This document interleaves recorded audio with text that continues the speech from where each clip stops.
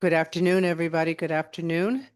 I'd like to call January 21st JJPOC meeting to order, and I would like to thank everybody for joining us, both the ones that are here at the LOB and the ones who are out there in their home offices and things. So thank you again for participating in the Juvenile Justice Policy and Oversight Committee.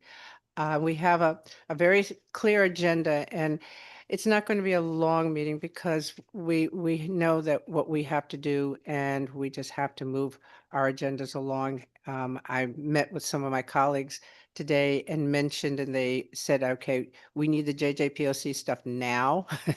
So I said, funny you mentioned that. We're working on that right as we speak. So I think this is very, very appropriate for us to try and get as much possible set up before session starts so that we can get all the people informed on what good work we're doing and what we are planning to attend. So with that, I ask my co-chair if he has any comments.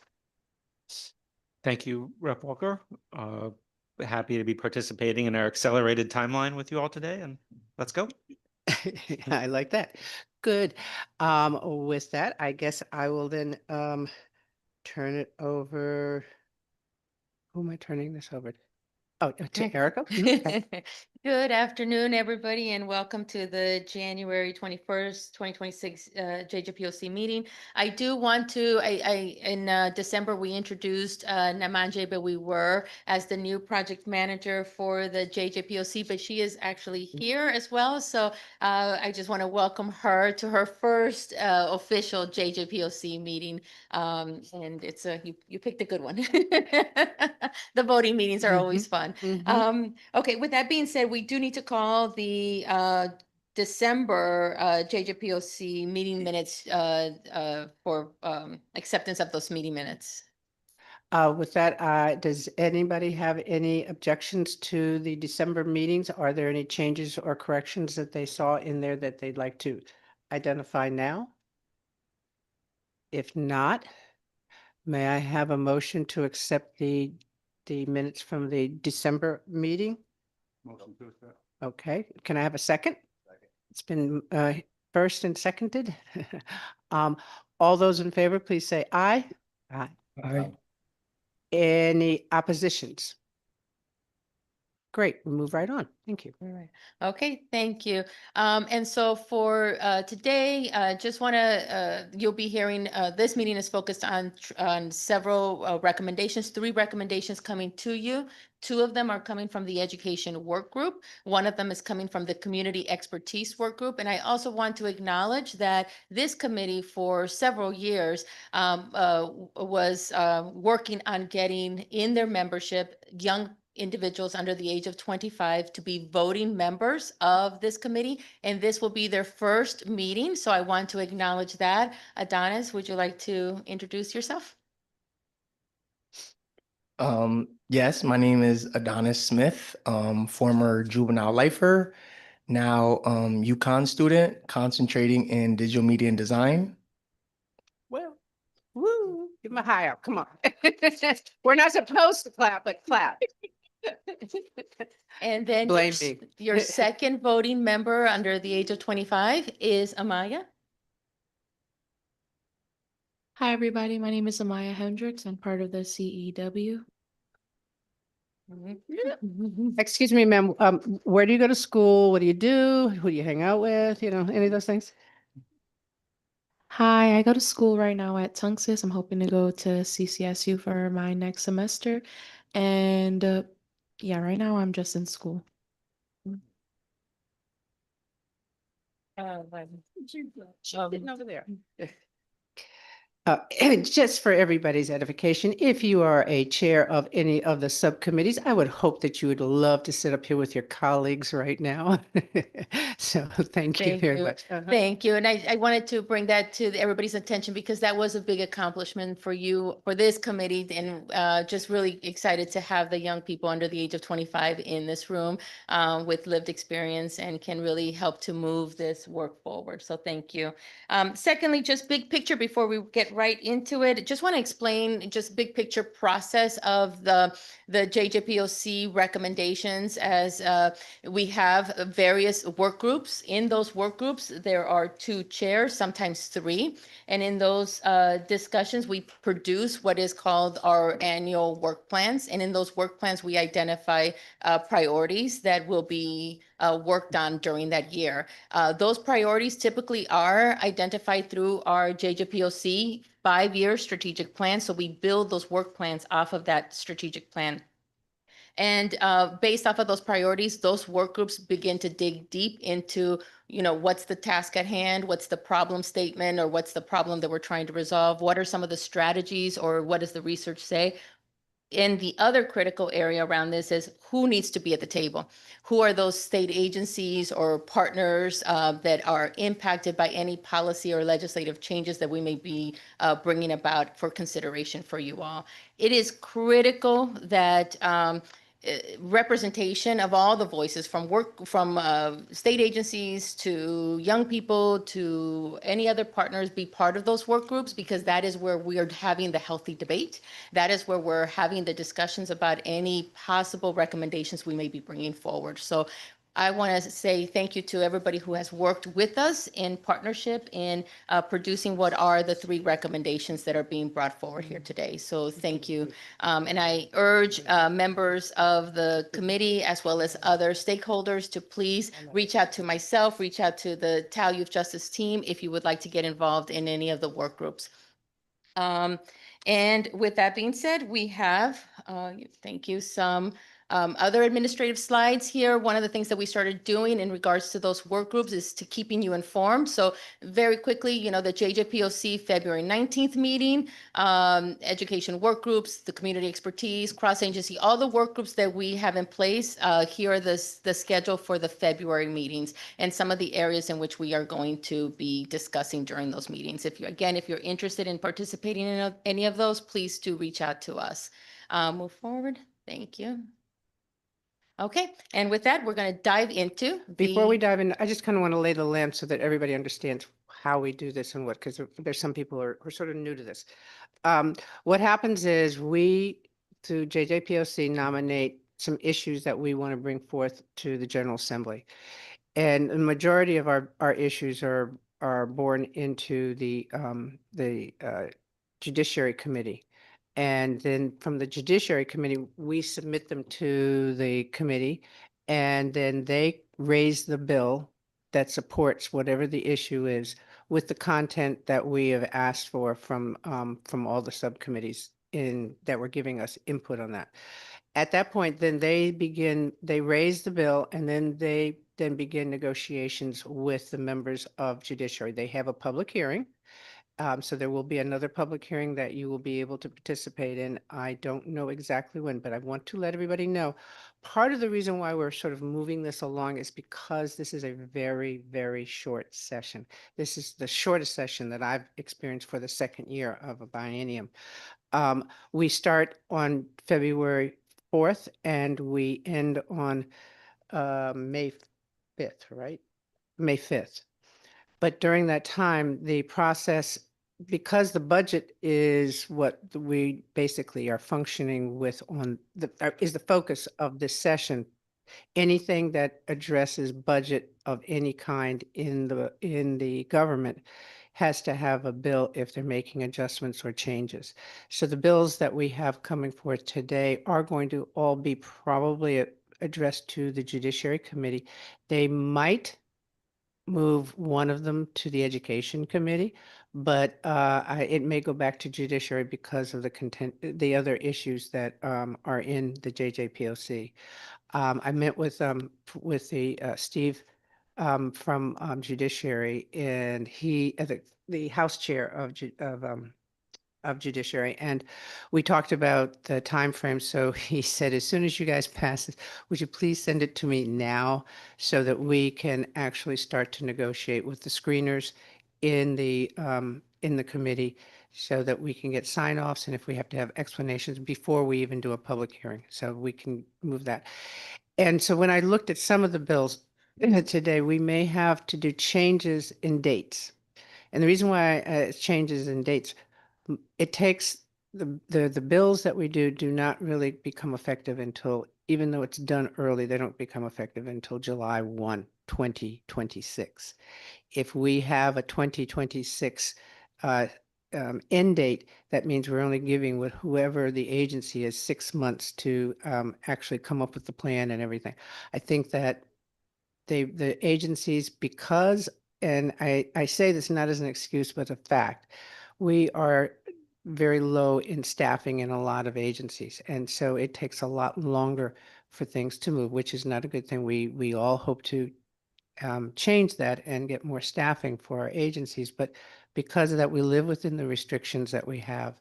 And so the agencies tell us that they need at least 9 months to a year to get things all the way complete. So I'm not trying to push things out. I'm just trying to make it fair to the agency and fair to us so that we get what we want and they get the support and the opportunities to help us with the development of the plans. And then after that, as of July 1, they will be signed in and we go forward.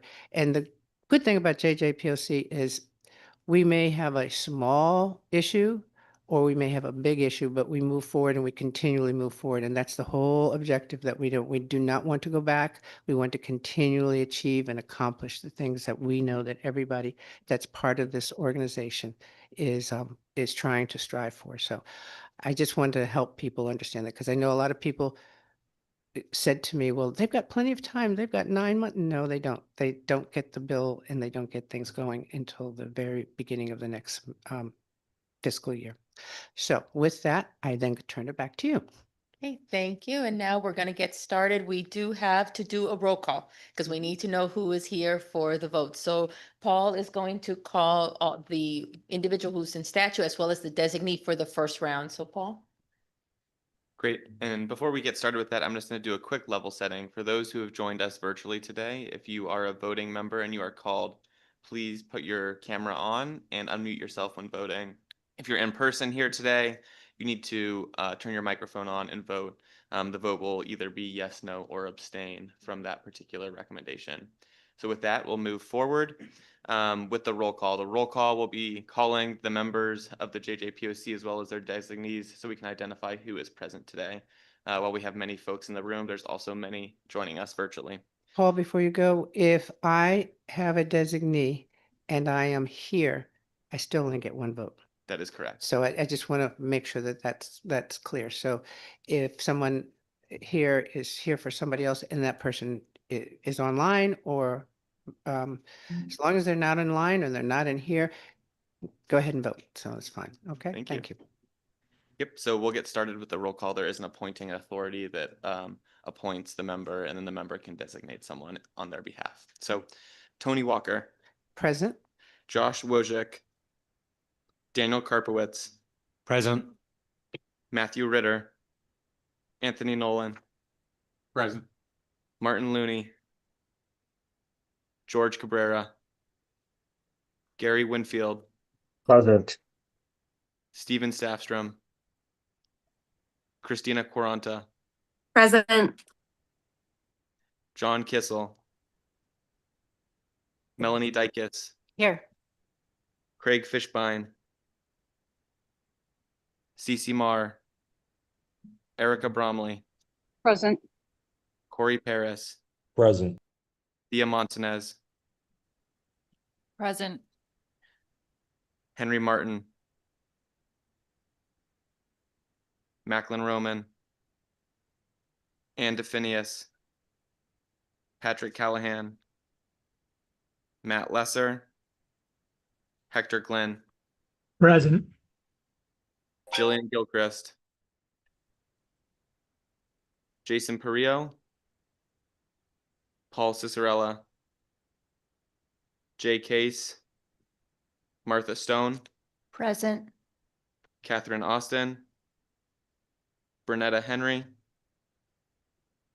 Heather Somers, Tammy Nuzio, Greg Howard, Joan Alexander, Raheem Mullins, Tammy Nguyen O'Dowd, Present. Gary Roberge, Ty Erickson, Present. John Day, Renee Semino, Present. Patrick Griffin, Sharmise Wolcott, Present. Susan Hamilton, Vin Rousseau, Present. Angel Quiros, Michael Pierce for Pierce. Angel Quiros. Present. Thank you, Michael. Charlene Russell Tucker. Charles Hughes designee. Thank Present. you. Thank you, Charles. Nancy Navarrete. Amy Maracino. Present. Dante Bartholomew. Present, Heriberto Cajigas on behalf of Dante Bartolomeo. Thank you. Andrea Barton Reeves. Talitha Coggins. Manisha Juthani. Colleen Violet. Present. Louis Fusaro. Joshua Bernegger. Present. Josh Berniger.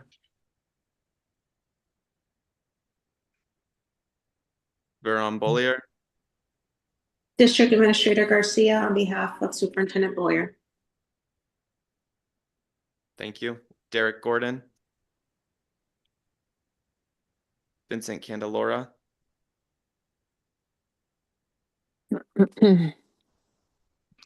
Derek Gordon.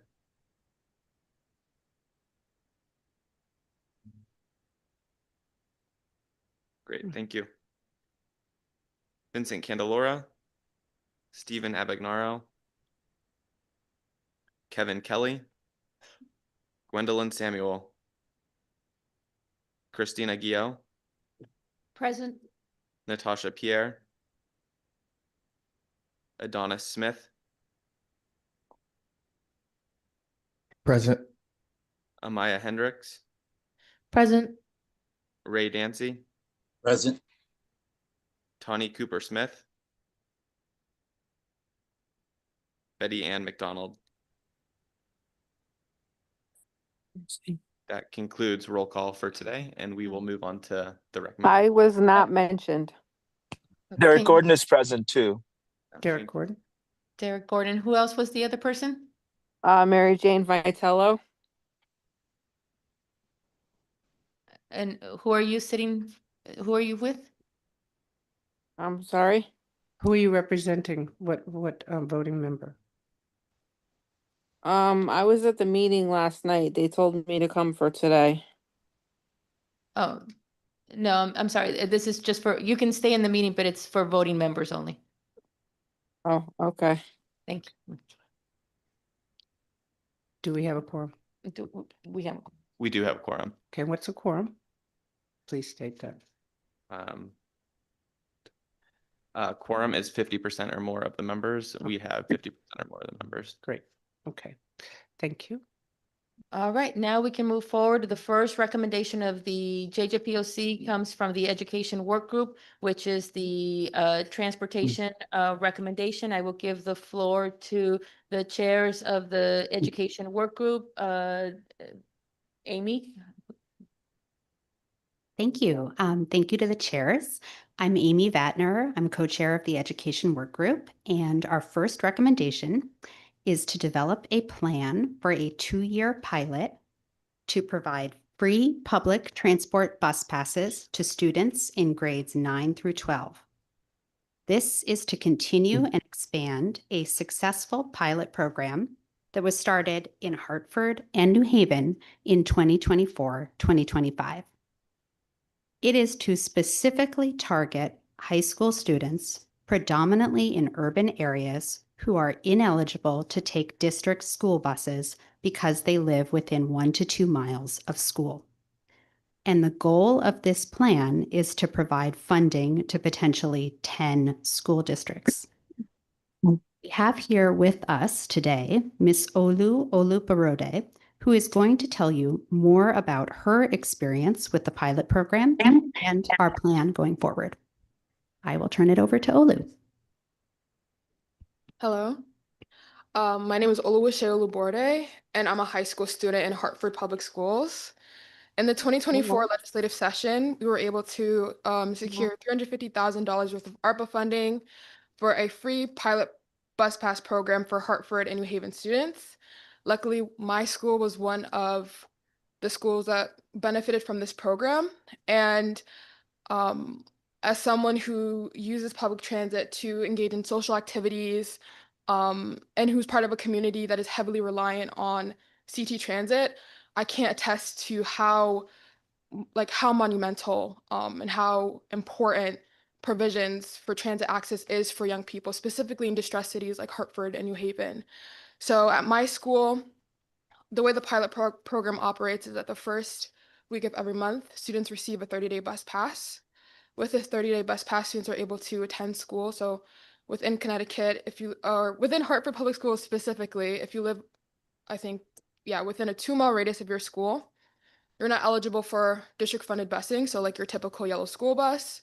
And so for a lot of students, in the absence of free bus pass pilot programs, they're no longer able to attend school because their parents are either constantly working and they simply cannot shoulder the compounding costs of bus fares. So these bus passes are a means with which students are able to attend schools, engage extracurricularly with after-school programs. That's all that really comes to mind as of now. But I think that this is a need. Young people are not able to access their school community in the absence of transportation. And so I think it's really important that we keep young people engaged, especially young people who, rely on programs like this the most. Thank you so much, Olu, for telling us about your experience with the prior pilot program.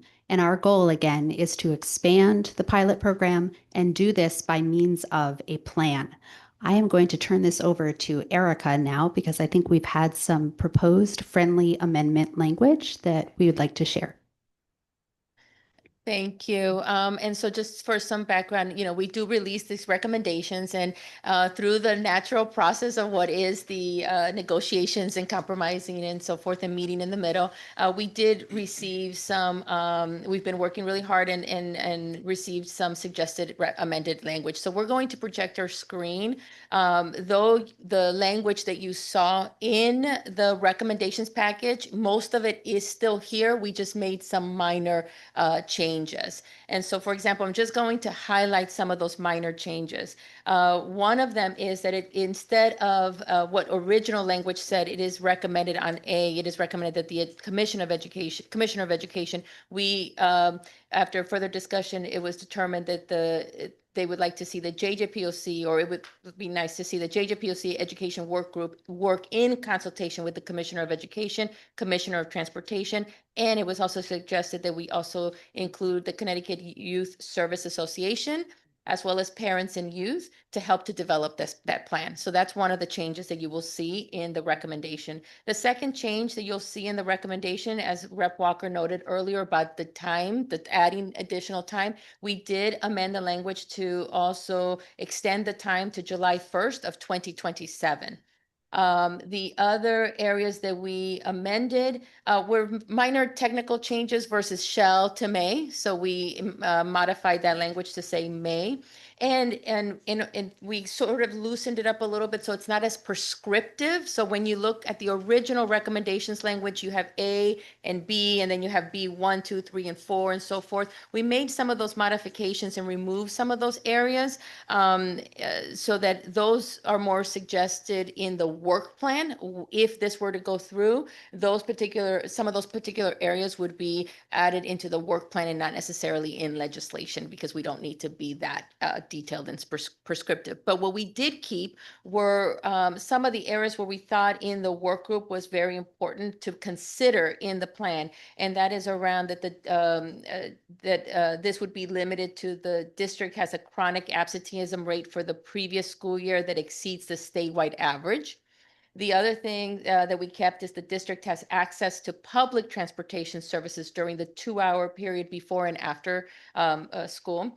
And then we also kept that notwithstanding, so that section, notwithstanding the provisions of subsection, I won't read the whole thing, but to promote regional equity, the Commissioner of Education may expand the eligibility of this pilot program to 3 non-urban school districts. And then again, just for purposes, the rest of it is really specific to just changing the technical language from shall to may. And we removed the section in the original plan that spoke to an evaluation.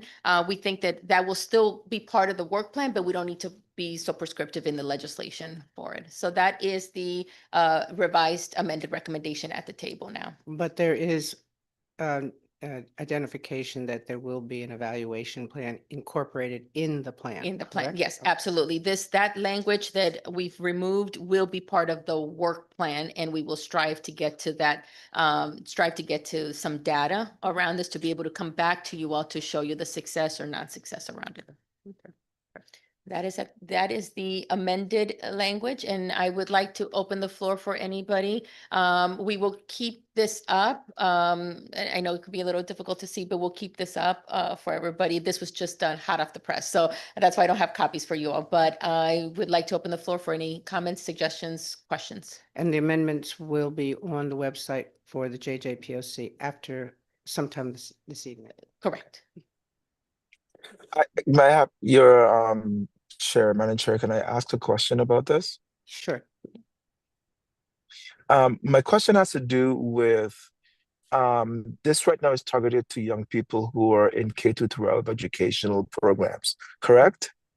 Mhm. Yeah. And I guess high school. yeah, so I wonder if this is a question whether or not it might be value to kind of extend the language to include those kids who are in adult education centers who are working on their K-12 educational diploma, the high school diploma. I would love to do that, but fortunately, that is already done with the cities now for adult education. Adult education in New Haven and Hartford do get support. Okay. Okay. Cool. I don't know about Waterbury, but I think Bridgeport also. Okay. And Dr. Gordon, just to clarify, it is for high school students. That's the targeted population. These young people are also working towards a high school diploma. That's why I asked. Perfect. Thank you. Any other questions, comments? Yes, I just wanted to add the importance about this bill, like she spoke about, is like I also have children that's in high school right now, and a lot of times, if they even miss the bus, they can't get to school, which causes a lot of truancy. Some of the young kids can get an opportunity to work and get a job and not be able to get transportation for that job as well. So the importance of this whole bill right here is very, very important for our young kids. My son is also one of those kids where if it's like I'm not available, to pick them up, your mom don't drive, they're out of school, their attendance is bad, and a lot just affects the whole household. And I think this bill really can do more than what a lot of us probably think of just free transportation. It releases a lot of stress off of families, and it gives a lot of opportunities. It might not seem like a lot of opportunities, but give a lot of opportunities to families with this transportation bill. I just want to add, thank you. Thank you. All right. Anybody else? Any comments, questions? I want to ask, sort of piggyback off of what he said, because it also gives them the opportunity to participate in after-school activities that they probably would not have if they did not, if they had a very prescriptive time, or if they had no transportation whatsoever. So I agree with you. It opens up a world. I didn't even think about that. Thank you. Okay. Oh, I really want to thank the youth that had input to this. Really is a really good to have them speak up in regards to the things that they believe help them progress and get things done. So I just wanted to thank all the youth, especially our speaker down there. She's worked very hard trying to put this before the adults and have the adults listen to what the needs of the youth are. So I just want to thank you for all that work that you did and those that helped you work this out. all right. Last call on any questions, comments? Okay. All right. Oh, Christina. Thank you. I just want to make sure that the intention is to include students who may have special education needs, who are like there's sort of that group of kids who might be transition services only, but still enrolled in the high school. And so I just want to make sure that the intention is to include them in this, assuming they're able to use public transportation to go to their school transition services only program, special education program. I think we're going to have to pause on that because I believe that's also sometimes covered in our contracts with so it's going to, we've got to make sure that we're not providing twice because we don't have that kind of money.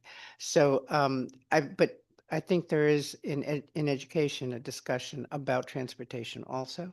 So, but that is specifically for the for the special ed kids, and so we will be very focused on that, but I don't want to push that if they are getting covered in other areas, excess costs Thank and you. things like that. Okay, thank you. We do have a question on the chat asking us if this is only for during the school year or summer months. We did talk about school year. Yeah, School we did year. talk about school year. I mean, if they're going to school in the summer, maybe that would go along with it, but it's to improve the attendance and the access for education. That is our obligation to the students. Perfect. Amy, did I see you raise your hand earlier? No, you're good. Okay. Any other questions, comments?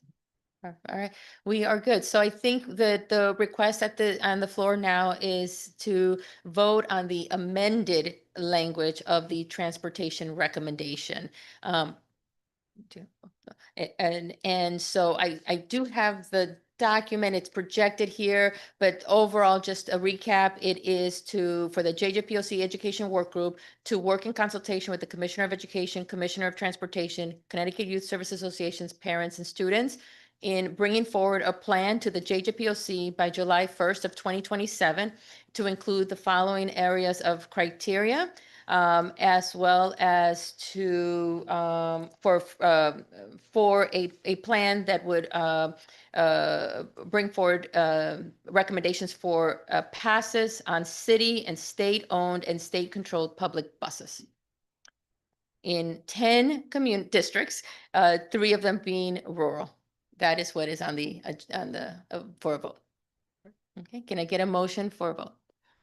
May I make a motion to, may I ask for a motion to accept this format for Vote voting? to accept. So moved. Been moved and seconded? Second by Paris. Senator Paris. Okay, Paris. Thank you, sir. All those in favor, please say by aye, signify by saying aye. Aye. Aye. Aye. Aye. Any opposition? Great. Next time I'll just go, are there oppositions? Next time I'll just go to any oppositions to cut that. Well, thank you, ma'am. Okay, so to that, Paul? Perfect. So we'll move forward with the vote. Just as a reminder, if you are in person, unmute yourself to vote. And if you are joining us virtually, please turn your camera on and unmute yourself to vote. It's going to be rapid fire, so please hang in there with us as we get through the vote. Tony Walker, Yes. Daniel Karpowitz, Yes. Anthony Nolan, Yes. Gary Winfield, Affirmative. Can you please restate your vote? Yes, in the affirmative. Thank you. Christina Quaranta, Yes. Melanie Dykes, Yes. Erica Bromley, Yes. Corey Paris, Yes. Hector Glenn, Yes. Martha Stone, Yes. Tammy Nguyen O'Dowd, Yes. Gary Roberge, Ty Erickson, Yes. Renee Semino, Yes. Sharmise Wolcott, Yes. Vinny Rousseau, Yes. Michael Pierce, Yes. Charles Hughes, Yes. Amy Maricino, Yes. Hyberto Cajias, Yes. Colleen Violet, Yes. Joshua Bernegger, Yes. Veron Bollier, Yes. Derek Gordon, Yes. Christina Guillot, Yes. Adonis Smith, Yes. Amaya Hicks, Yes. and Ray Dancy. Yes. Thank you. That concludes the vote on transportation. Unanimous? It is unanimous with all yes. Thank you. Thank you. Next. Thank you, everybody, and we will move forward with recommendation 2. Recommendation 2 is the truancy recommendation. I'll give the floor quickly to Amy as the Chair of Education. You're Thank- busy. You're busy, Amy. Education work group has been very busy, and especially with last minute amendments here. I think I'm supposed to give the floor over to Deputy Commissioner Hughes to introduce. Thank you, Ms. Batner. I appreciate it. Deputy Commissioner Charles Hughes from State Department of Ed. Thank you very much.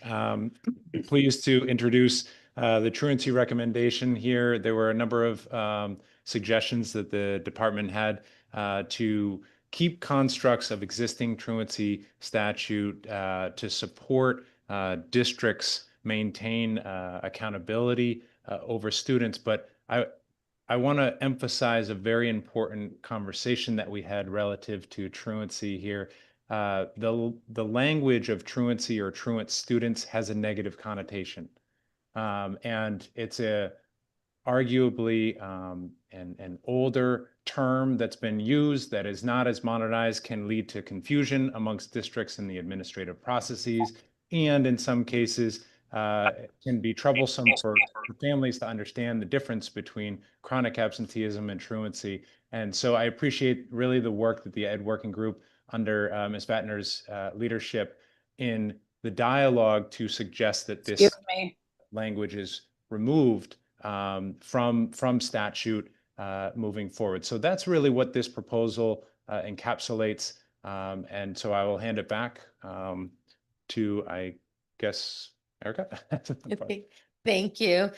Thank you. And so just in your packet, nothing from the recommendation has changed. I am looking around. Nothing has changed. And so the recommendation that you will be voting on or further discussing, the education work group of the JJPOC shall explore the use of the terms truant and truancy, both nationally and in Connecticut, and in consultation with State Department of Education, Department of Children and Families, CAPS, and CAS, develop recommendations by January 1st, 2027 for the possible repeal of Connecticut statute which refers to truant or truancy, and in the inclusion of appropriate provisions of such repeal statutes in existing Connecticut statutes which address the reduction in absenteeism from school. The recommendations shall include, but not be limited to, transition supports for agencies and school districts affected by any recommended repeal or amended of statutes.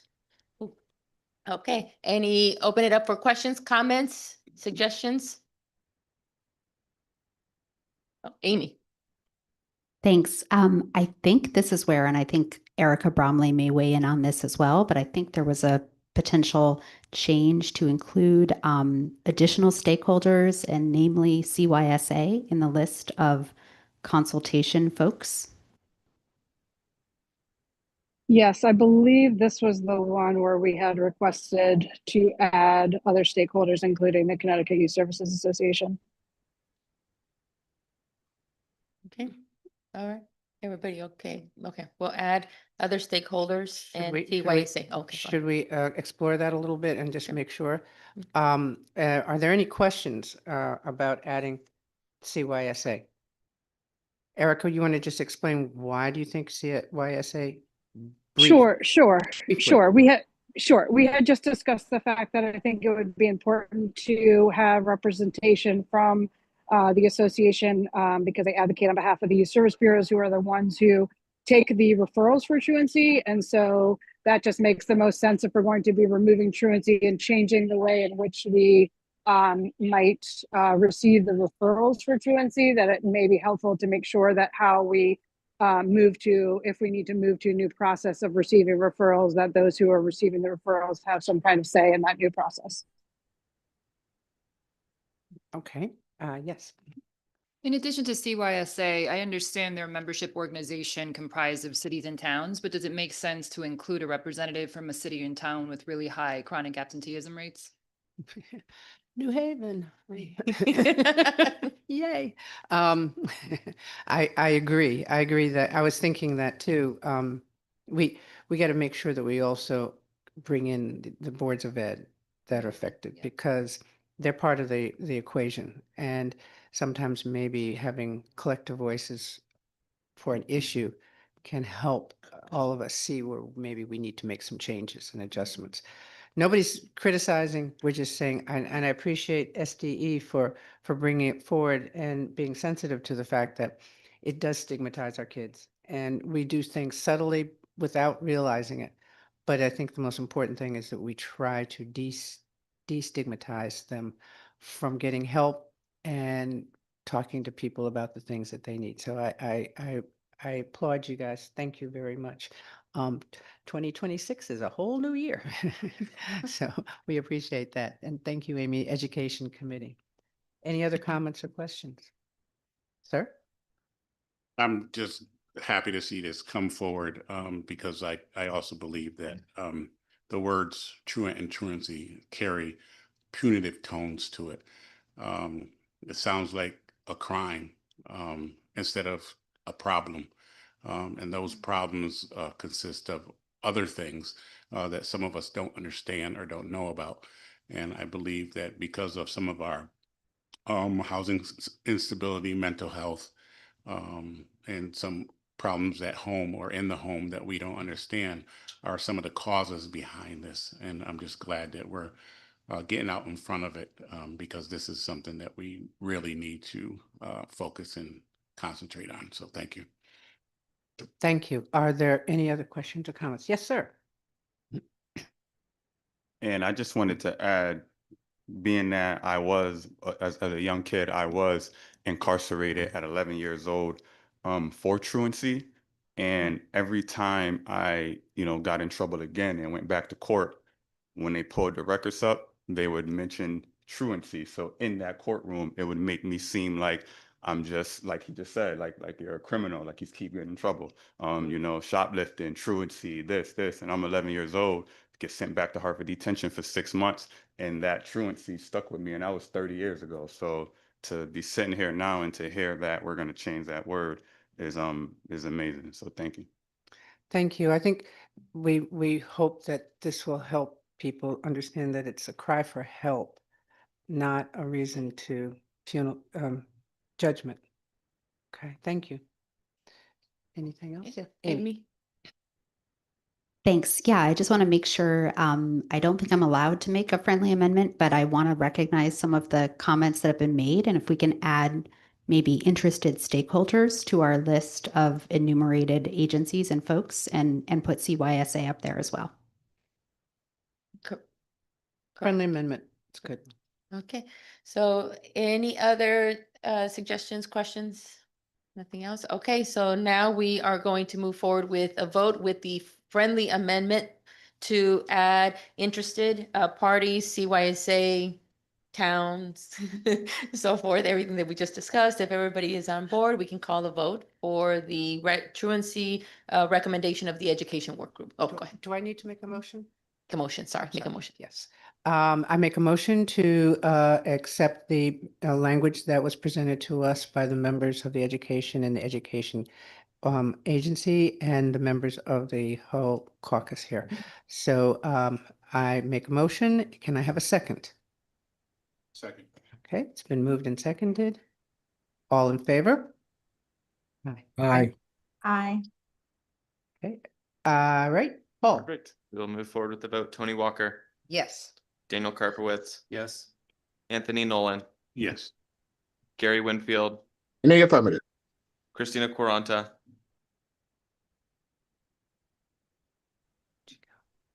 Melanie Dykes, Yes. Erica Bromley, Yes. Corey Paris, Yes. Hector Glenn, Yes. Martha Stone, Yes. Tammy Nguyen O'Dowd, Yes. Gary Roberge, Yes. Ty Erickson, Yes. Renee Semino, Yes. Charmise Wolcott, Yes. Vin Rousseau, Yes. Michael Pierce, Yes. Charles Hughes, Yes. Amy Maricino, Yes. Alberto Cajias, Yes. Colleen Violet, Yes. Joshua Bernager, Yes. Veron Bollier, Yes. Derek Gordon, Yes. Christina Guillot, Yes. Adonis Smith, Yes. Amaya Hendricks, Yes. Ray Dancy. Yes. Thank you all. That concludes the vote, and we are all yes. So thank you. Perfect, thank you. Oh, excuse me, the last recommendation will be brought forward by the Community Expertise Work Group. I'm going to give the floor to Stella and Devon, who are the chairs of the Community Expertise Work Group, just to introduce, and then we do have some individuals that are coming forward to do a level setting, brief level setting. Just Stella, Devon, or You can do it from there.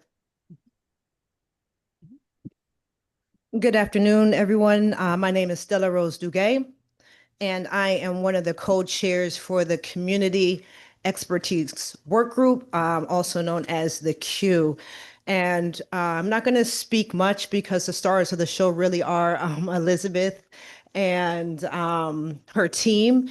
We've gotten the privilege really to learn more about the past work that has been done for parole eligibility. And we want everyone to know that the Q fully supports their efforts to expand the parole eligibility, the parole eligibility for emerging adults up to age 26. And it's really important to know that we see this as a course correction, not so much as an expansion. Connecticut is an outlier in this area due to that arbitrary date of October 1st, 2005, and it's problematic.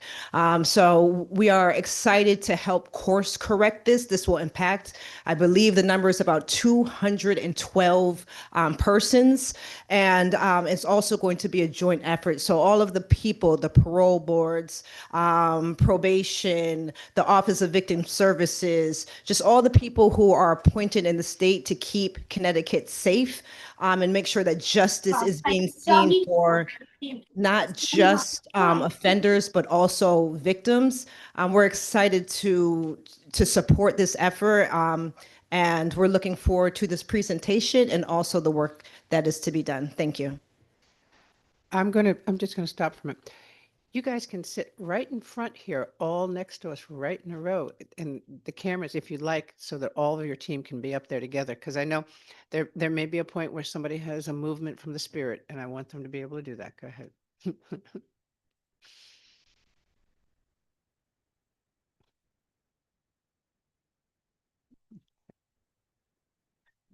How you doing?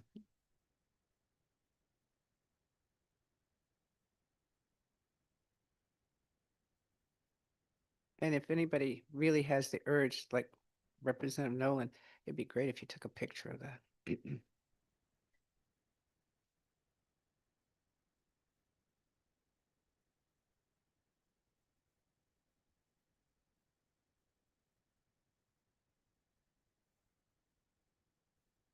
It's your floor, Liz.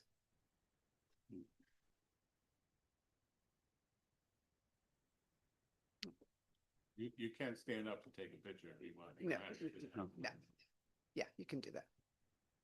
My name is Devon Tanksley Sr. I am one of the co-chairs of the CW Community Expertise Work Group.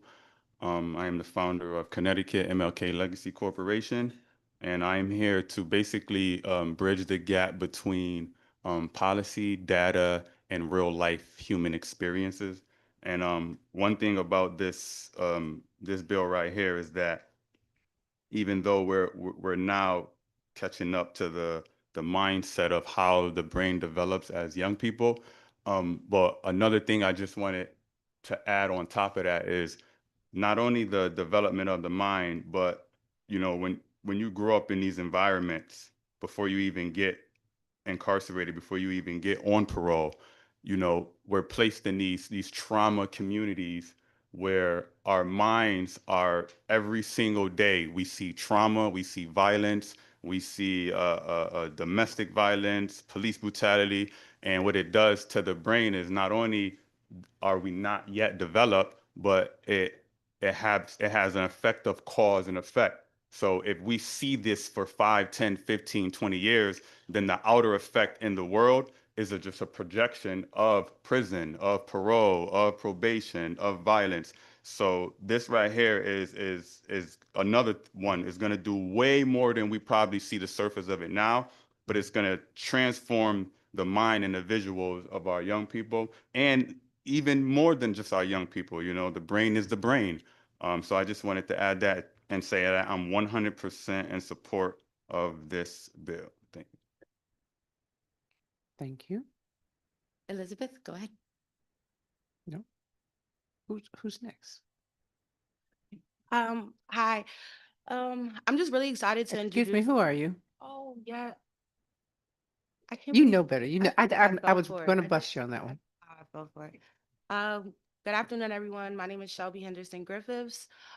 Super excited to be able to share this presentation. I just really just be in community with these lovely people. But first, I want to just thank the co-chairs for welcoming us in.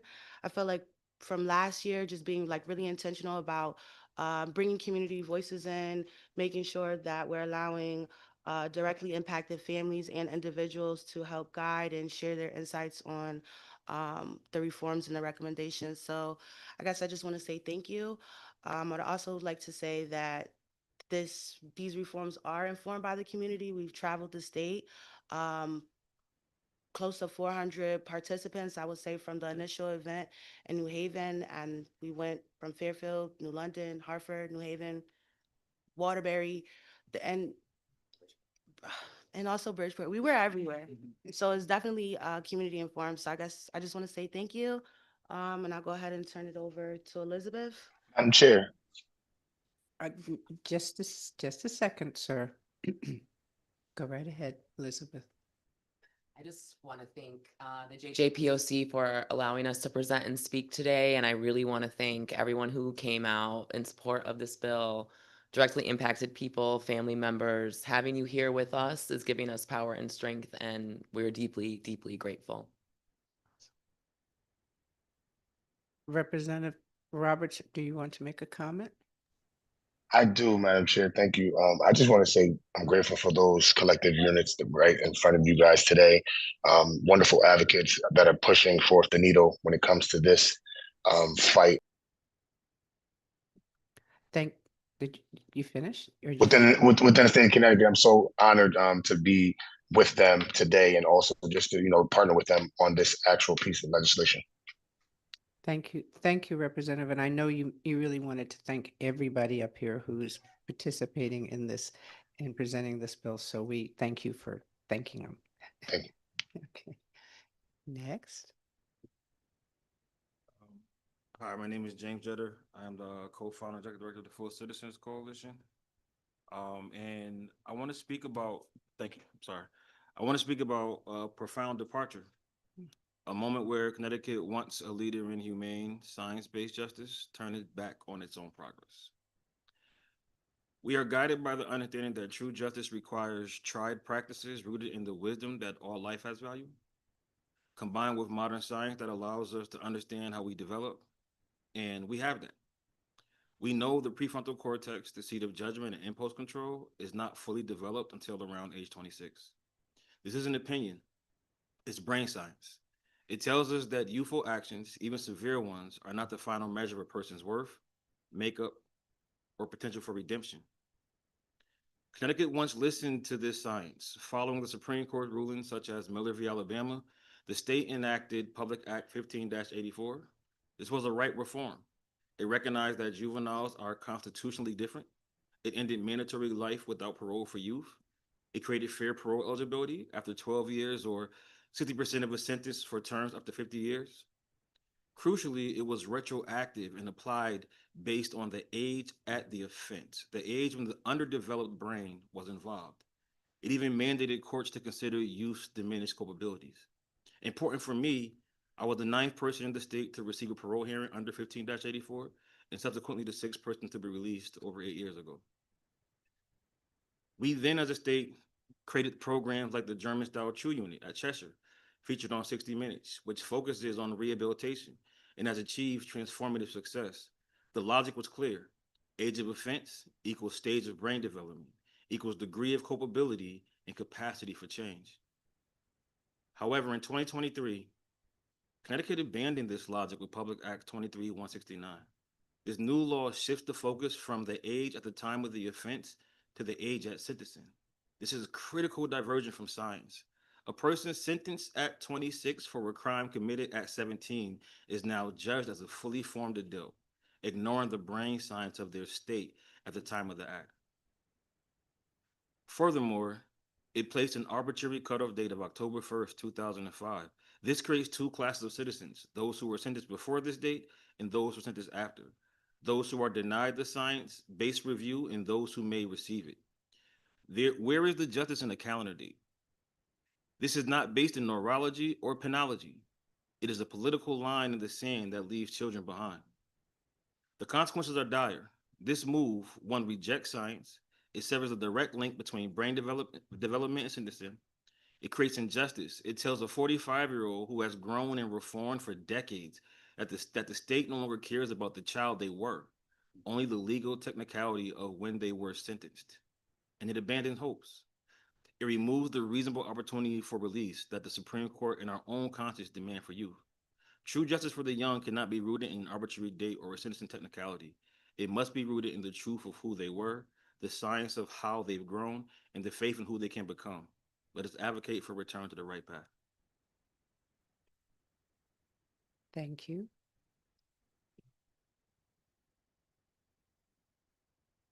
Thank y'all for having us today and for those that are here in support of their loved ones and in support of this important legislation. Excuse me, sir. Okay. Oh, you got, okay. Pull your mic down. Yeah. It'd be easy if you say your name first and then you won't hear me. My name is Brian Love Jordan. I'm the co-founder and president of Guided by Purpose Initiative, and here on behalf of the Coalition for Communal Healing Through Justice Reform. Consistent with the protection of Public Act 23-169, the charts that we're going to show you juxtapose individuals incarcerated in Connecticut for serious offenses committed as young people, sentenced in the same era, serving comparable lengths of sentencing. The chart examines who under 23-169 is provided a meaningful opportunity to release, and more importantly, those who are not. As you will see, some have received what the law has called a meaningful opportunity to release, while others, like individual B, are excluded solely because of our arbitrary cutoff date of October 1st, 2005. These charts are not about statistics alone. It is about who counts and who does not under the law.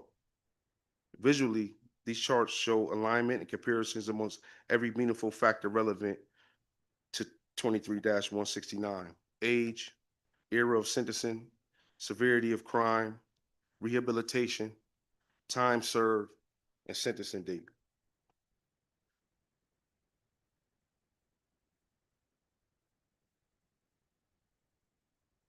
Okay.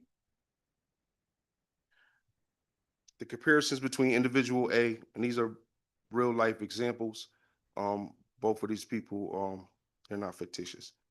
The comparisons between individual A and individual B illustrates how 23-169 produced very different outcomes for individuals who are otherwise similarly situated.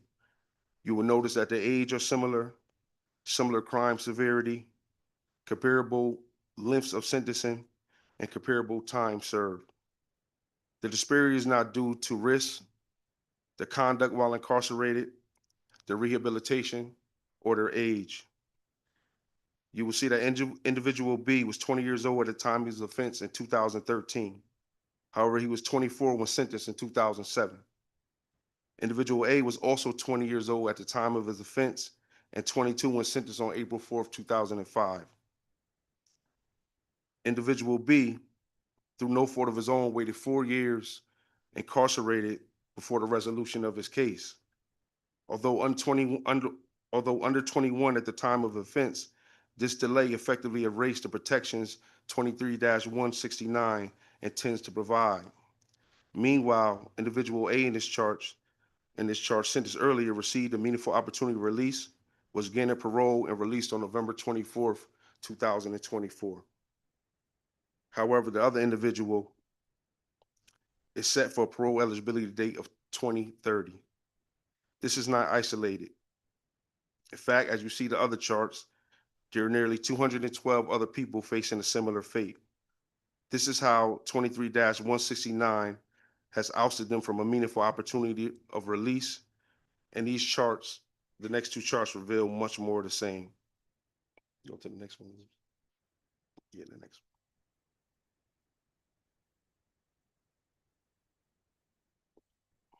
one. Right there. In this last chart that I'll speak on, we'll see that individual A was 19-year-old at the time of his offense. His offense was June 23rd, 2005. However, he was sentenced in 2006, so he remains ineligible for parole. While individual B was sentenced in April 4th, 2005, and he has subsequently been released in December 2nd, 2024. Me personally, I have spent over 20 years inside the Connecticut Department of Correction. I have witnessed the firsthand effects of long-term incarceration on mostly Black and brown children. I have saw juveniles like Pedro Carrasquillo sentenced to 35 years at the age of 14. I have seen individuals like Norman Gaines receive a life sentence at 17. I've seen individuals like James Jetter receive 30 years at 17. Thankfully, all of these men used their time in prison in ways that the BOPP determined that made them suitable for release under Connecticut juvenile reforms. However, that does not erase the trauma associated with caging children for the majority of their formative years. I watch people mature. I watch people parent from prison, earn degrees, mentor young people, take responsibility for the harms they caused decades earlier. And I also watch the system tell them that it was eligible to be seen while telling others standing right next to them, you are not. Not Amen. because of who you were, not because of what you've done, because of the date of your sentence. That kind of distinction is dangerous. It teaches that the law is not about justice, it's about timing. Juvenile justice must agree on a simple truth. Young people are different. Their brains are still developed. They are more impulsive, and yet they are more capable of change. That truth does not expire on October 1st, 2005. When a state treats similarly situated youth differently based solely on sentencing date, it abandons a sense of morality. Legally, juvenile parole is about guaranteed consideration. It's not about guaranteed release. The cutoff in 23-169 does not enhance public safety. It does not improve parole outcomes or allow individual assessment. Instead, it permanently bars some individuals from review for no rational basis tied to the age at the time of offense, culpability, rehabilitation, or most importantly, public safety. And we must not lose sight of the human cost. The human cost is real. Each year, the statute goes unamended, people age further out of rehabilitative window. Families wait longer for hearings that never come, and the state compounds known disparity and harm to these selected communities. Thank you, Love. Can we go to the next slide? I'm Elizabeth Hinton. I'm professor of history, Black studies, and law at Yale University, and I'm here as a member of the coalition, very proud member. I want to expand on one of the things that Love said at the end of his presentation, which is the racial disparities that we see evidenced by this policy. In the decades after the civil rights movement, the US became home to the largest prison system the world has ever seen. We are a mass incarceration society. And what has facilitated that is a systematic locking up of Black and brown kids, teenagers, and emerging adults, removing them from their communities and banishing them to prison for most, if not all, of their adult lives. And we see this practice happening particularly starkly in Connecticut. Connecticut has the second highest rate of racial disparities in its youth incarceration, second in the nation behind New Jersey. In Connecticut, Black young people are 13.5% more likely to be incarcerated than their white counterparts. And we see these effects really being driven by the policies that we're talking about today. So the graph on the left shows significant racial disparities that are evidenced by the cutoff date. There are about 200 or so people who would be impacted. We see here Black people are 10% of the state of Connecticut in the general population, 42% of the prison population in Connecticut, 70% of the people who are impacted by this arbitrary and illogical cutoff date. And we see the inverse with white people. White people are 62% of the state of Connecticut in population, about 26% of those in prison, and 10% of the people who are impacted by this cutoff date. And we see these trends continue when we look to the emerging adult population. Those who are under 26 at the time of their offense and who were sentenced to very long terms in prison, 88% are Black and Latino. So something is very, very wrong here. These laws, the denial of parole eligibility for people who are ready to come home and pose no risk to public safety, is a reflection and a driver of longstanding historical inequalities in this state. And the time to do something is now, not to continue to let these policies play out and let people continue to sit in prison and let families pay the cost and the consequences of these policies. The time to change them is now. This measure is about equity and fairness, but it also advances public safety. Can we go to the next slide, please? So the prison population in Connecticut is aging, which means that it's also a lower risk population. So as you get older, you're much less likely to engage in criminal activity. So the risk of reoffending decreases sharply as people mature, as they stabilize, as they develop greater impulse control and long-term decision-making capacity. So the framework that we're proposing for parole eligibility provides a meaningful second look that recognizes what the data shows, which is that continued incarceration deep into adulthood often delivers diminishing public safety returns, and in fact, it makes us less safe. Can we go to the next slide, please? Building on the point that people age out of crime, we see that when states create these second look pathways, recidivism is remarkably low. We know from experiences in places like California and Pennsylvania, where we have data available on what happens when people who were incarcerated when they were very young come home after long periods of time. We know that the rates of reoffending are remarkably low. And so far, the data shows that in Connecticut, the second look policies are working.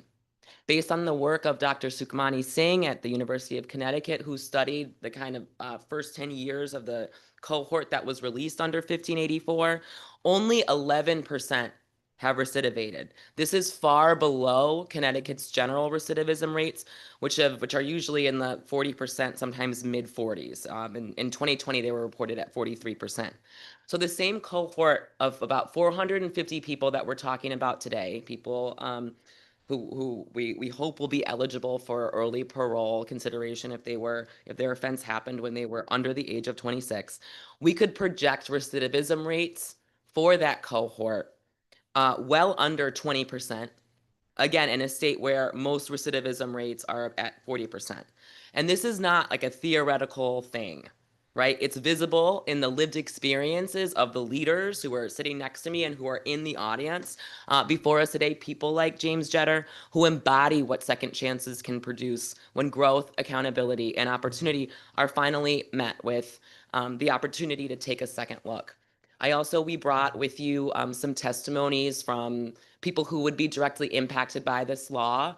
And this also demonstrates the power of rehabilitation and the need to give people second chances.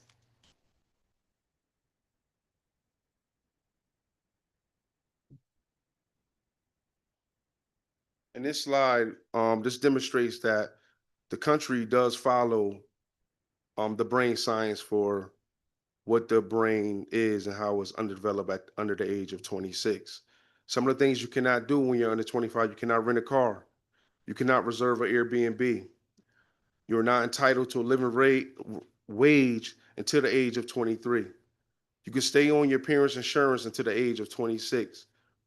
And yet the system and the criminal justice system will not recognize the same science that these laws and policies are based on.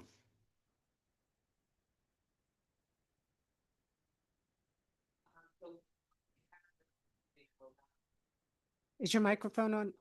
The policy path we're proposing advances fairness, safety, and finally fiscal responsibility. The government estimates that we spend about $60,000 or so per person per year to incarcerate them. When a person has served 30 years of a 60-year sentence and then is released, the state saves about $1.75 million in incarceration costs for that individual over a 30-year horizon. So among the 212 people who are currently blocked by the 2005 cutoff date, the average total sentence length is 32.1 years, with an average of 20.9 years remaining. So if we do not do anything to remove this arbitrary date, Connecticut is on track to spend an estimated $275 million more to incarcerate this group alone. And if we go to the broader pool of people impacted by the under 26 eligibility framework, the scale of fiscal savings becomes transformational. Eliminating the cutoff date and expanding to under 26 is estimated to generate roughly $600 million in long-term avoided incarceration costs. This is before accounting for healthcare as costs as people age. Again, this is an aging population and inflation, and that we're going from the most conservative estimate of cost per year to incarcerate somebody. Most say it's about $100,000. So this frees up money to reinvest in what actually strengthens communities: reentry support, prevention and rehabilitation, education, and crucially, services for victims and survivors.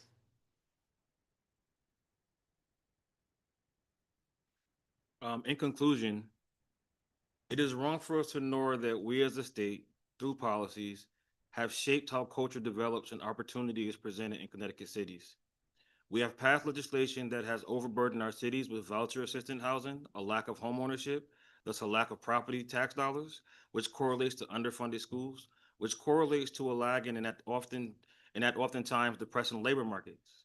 And that these structures set the container of poverty that several generations of youth have found themselves navigating the trauma of from birth. This, however, does not negate accountability, but rather more accurately distributes it. I grew up in these described cities. I came of age in a cell. And though I've been home 8 years, please believe that the harm that lies always at my feet and on my hands, I carry with me every day. I care for my entire community through it, wrestling with the reality that there are things I cannot fix. What I'm saying is that a second chance, a reasonable opportunity for release doesn't free you from everything. It just presents you and the world with the opportunity to show that there is growth, there is change, and there is more than remorse. There is communal care, familial care. Finally, 600 million to $1 billion in savings. This could be a reinvestment into our most vulnerable and overrepresented communities. After school programs, therapy, family therapy, homeownership programs, small business development, better funded school systems, the very things that will ensure that the beds in our prisons that are free through this legislation remain empty, that prisons close, and communities reside safe, whole, and thriving. Thank you. Thank you. Thank you. Oh, we got one more. How you guys doing today? My name is Alan Myers from New Haven, Connecticut. I'm a young entrepreneur from the city. I've been doing it for about 7 years now, helping out with the young kids, doing a lot of different community work. I'm here on behalf of the team, and yeah. So good afternoon. Thank you for the opportunity to speak today. I'm here on behalf of the Coalition of Communal Healing Through Justice Reform. I'm also here as a young person who is still figuring out who I'm becoming. Being here today, I realize that I am fortunate to have mentors in my life like Gaylord Salters, who has experienced turmoil and hardships caused by poor choices and incarceration, to give me guidance. At this stage of life, I see how much influence matters. The wrong voices, the wrong environment, or one emotional decision can define a young person in one single moment. For many young people, that moment leads to incarceration. And what should be a mistake becomes a lifetime of lost opportunity. Having mentorship helps me slow down, think differently, and understand consequences before one moment defines my future. That's why emerging adult legislation matters to me. It recognizes that young people like me are still developing. Our judgment and impulse controls are still forming.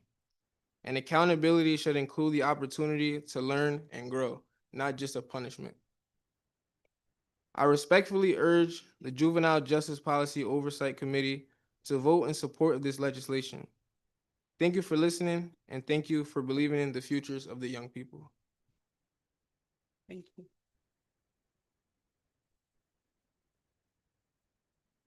All right. Thank you, everybody, and thank you that was just very powerful. Elizabeth, would you mind just introducing what those recommendations are that you are all proposing?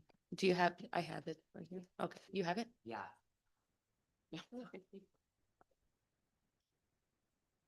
Okay, so we are recommending that we repeal the October 1st. Oh. Your mic wasn't on. Oh, okay. Oh, okay. We are recommending that that the October 1st, 2005 qualifying and sentencing date be appealed to ensure that all individuals who committed crimes while under age 21 are eligible for parole review based on their age at offense and their demonstrated rehabilitation, regardless of the calendar date of their sentencing. We are also proposing to require planning for future expansion with a report due on July 1st, 2026. The JJPOC shall convene a working group, including representatives from the judicial branch, the Board of Pardons and Paroles, the Department of Correction, the Office of Victim Services, the Office of the Chief Public Defender, the Division of Criminal Justice, as well as directly impacted representatives and community stakeholders to develop a comprehensive plan for the responsible expansion of emerging adult protections up to age 26. And this plan would be delivered on July 1st, 2026 with an effective date of October 1st, 2027. Is that good there? Thank you. Right. Okay, thank you. That is the rest of the items there are what would go into the plan.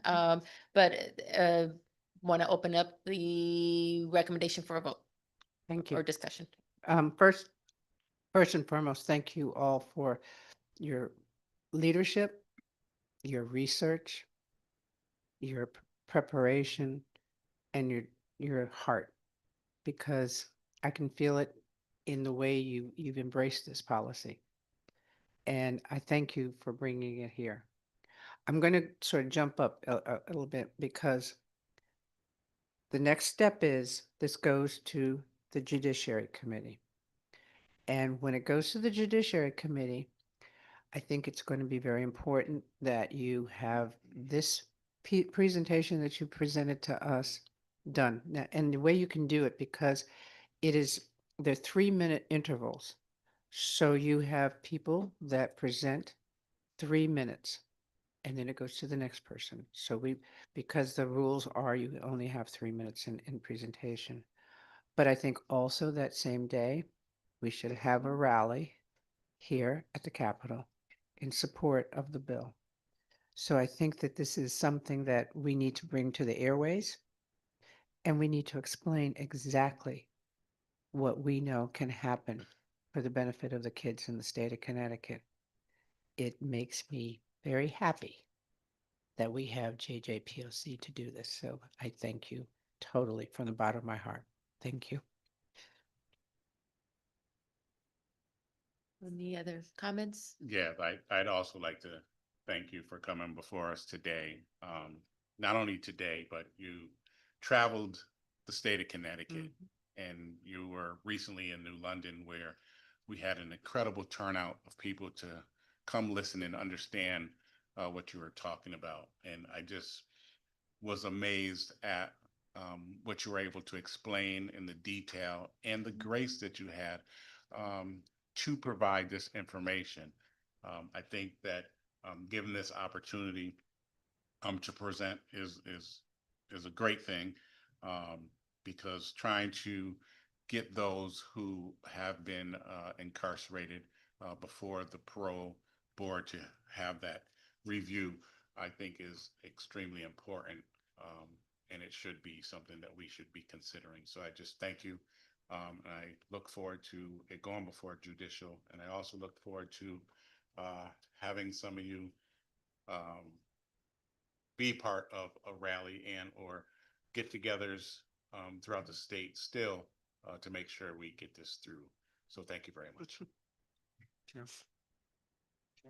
That's it. Thank you. I also, other than just seconding what my co-chair and Rep. Nolan have just said, I want to emphasize something that's additionally impressive about this is that it's coming out of the community and expertise work group. And I want to thank JPOC. I want to thank Chair Walker. I want to thank JJPOC for that, making that space. But I really want to acknowledge you all in this working group. This is not just an important matter. This is not just good policy, in my view. I guess I showed my cards. It's also, you combine today data and history and values and narrative, and that's really impressive. And so thank you for sort of setting a model for how we do the work here, and appreciate it. It's deeply appreciated. Sure. All right. So, And I just, okay, go ahead. Introduce yourself, please. Good afternoon, everybody. My name is J.C. Perry. I'm the Vice President, co-founder of Guided by Purpose Initiative. I served over 30 years of incarceration. So I've seen many young people come in and really didn't understand what was going on. You know, some of them didn't even know what they were sentenced for, what their length of sentence was, until older individuals, mentors like Gaylord Salters, James Jetta, and my president down here, Brian Love Jordan, would explain to them. So this is paramount that we help save these young people that have been affected by a bill which they don't even understand. When they see their friend is going for parole and they have the same amount of time, same type of crime, they was the same age, running around, doing what they was doing, and then they say, oh, well, he was still in the county jail when he got sentenced, so he ain't eligible for parole. So now this individual is sitting there wondering why he's not eligible for parole. It's up to us as adults. Everybody always talking about take responsibility, be accountable.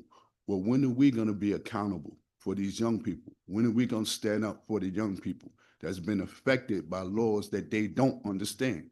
If we understand the law, it's our job to help them understand it. So I hope that individuals that hear this and understand this, when it's time for the rally, to come out and support. We traveled the state, we talked to the communities. We did not just go walk down the block. We went to cities, Bridgeport, Hartford, New Haven, Waterbury, all the major cities, New London. And we spoke to the community, and the community is backing this, but it's our job to get out here and back it. It's our job to see that people be here, like she said. If we have a rally at the Capitol, they need to be here. And it's our job to make sure that they're here. Thank That's you. all I have to say. Thank you so much. We have one question and then we do need to, looking at the time, I would like to make. We sure don't want to get a- lose the yes Yeah, votes, okay? exactly, exactly. So, Chief, I do see your hand up, Chief Bernager. Hi, good afternoon. Thank you for the presentation. I just have one question based on if I understood the information correctly.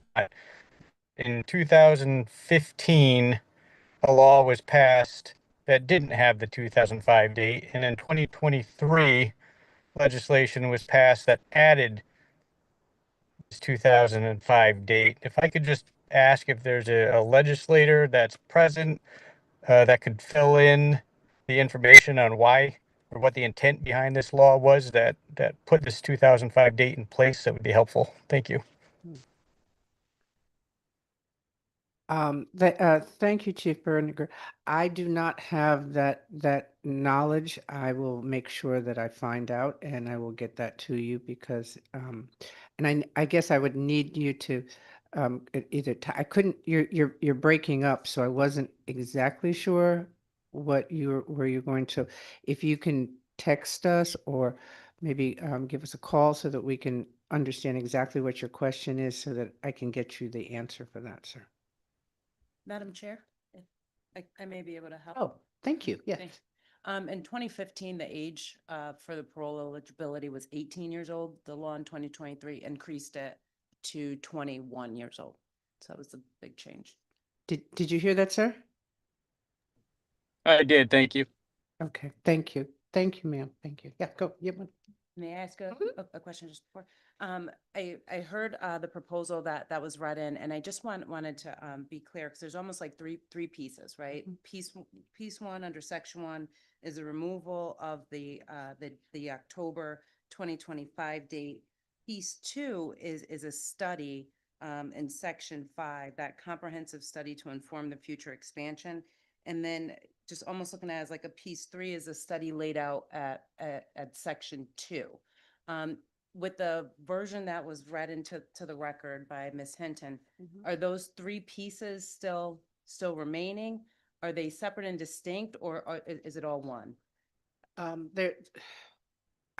They are still remaining, separate and distinct. I think they work within each other. I think it's important that they all collectively work together on the outcomes and building the plan and building the things that need to happen. Yes. Go ahead. May I ask one more? And then just with regard to under section 2, where it has the plan will be delivered to the JJPOC by July 1st, 2026. With the caveat that was given by Madam Chair at the beginning about the dates and when things can happen, is that 2026 date to remain? And the effective date of October 1st, is that just the effective date for the plan to get to JJPOC? No, you're absolutely right, because I didn't pay attention to the dates. The dates are critical because if the report is due July 26, June 26 or January 26, that does not give us enough time to put this together and to actually evaluate the parole process and what adjustments or changes we need to make. So it's got to be a year. It's got to be a year. I hate to say that, because if we don't do it for a year, then it will not work. We have to have the opportunity to bring all those participants into process. So I'm going to make ask for a friendly amendment to change that from the, let me go through, let's see, where is it? It's question number, it's in number 2, where it says Yeah. required planning for future expansion report due July 1st, 2026. Right. Change that planning, delivery of that report to January 1st? January 1st, 2027. Okay. Okay. And then I know much of what comes after is very prescriptive, kind of like what we talked about in education work group's first proposal. and there's going to be a work group put together to kind of talk through the different pieces. So the plan that goes to JJPOC will then be up for additional discussion before us. So what we're voting on today is going to be to authorize the plan and this work group to come together to talk about these different pieces. And for a lot of people, I think that they need to understand the policy or the operation of JJPOC. What we try to do is bring anybody and everybody that might have objections to it to the table, so that we have the opportunity to talk those issues out, as opposed to having someone sabotage something in the background. This way we are having those conversations and make sure that we understand and provide them with the statistics and the data and the research that is necessary, that has gone to this point, to help us achieve what we need to do. I think a lot of people think that we can turn things around in like 6 months, but again, I'm going to emphasize the fact that we are limited in staff, and we don't want it to go away, and we want to make sure that we have all information to prepare it. So yes.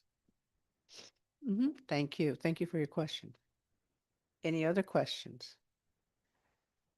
Okay, can we vote? Yeah. I'm gonna make a motion to accept the oh, wait, I have to change the other date. Okay, the other date I believe is on the other section.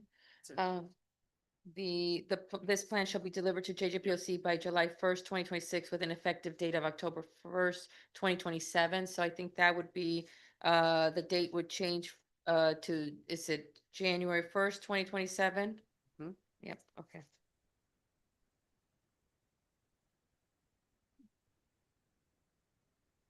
And can we maintain the October 1st, 2027? Yep. Okay. Perfect.